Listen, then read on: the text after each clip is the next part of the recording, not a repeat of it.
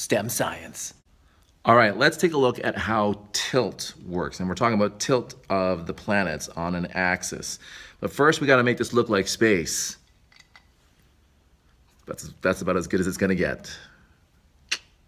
High class special effects.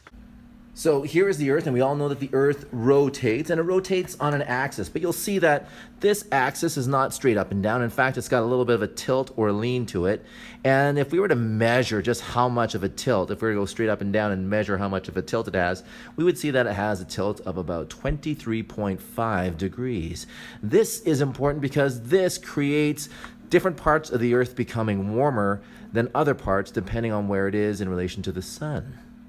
All right, I am going to employ our trusty overhead projector here. The light from the projector is going to represent the sunlight coming off of the sun.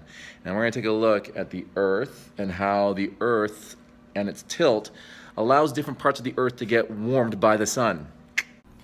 All right, so here's our Earth, and you can see how we've got it spinning on an axis. There it is. And you can see that as it spins that it is not spinning straight up and down. Actually, it's got a bit of a tilt, 23.5 degrees. Now, with the Earth pointing sort of towards the sun, you can kind of see here, this is sort of the equator here of the Earth, sort of the halfway point or the midpoint of the Earth. The northern hemisphere, for the most part, is enjoying a lot more sun than the southern hemisphere.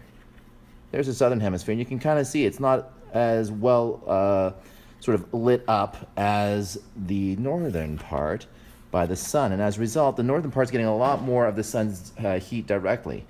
This would sort of create this summer type of season. And in fact, that's why we have the season summer. It's because in summer, we are in the northern hemisphere pointing towards the sun.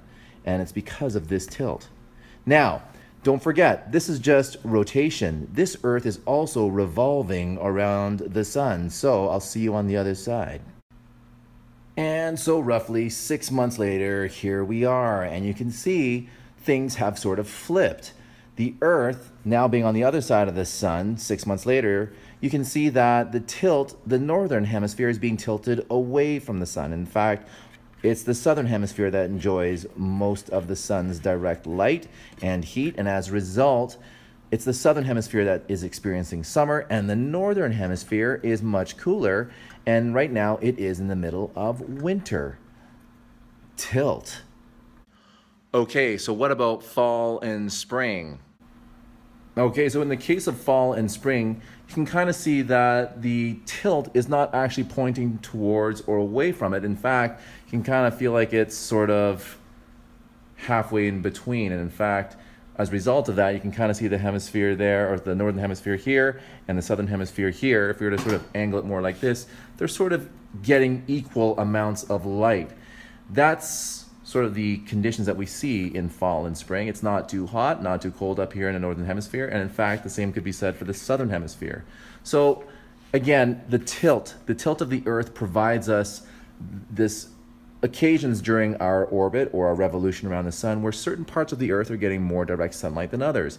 And because of that, we end up having seasons.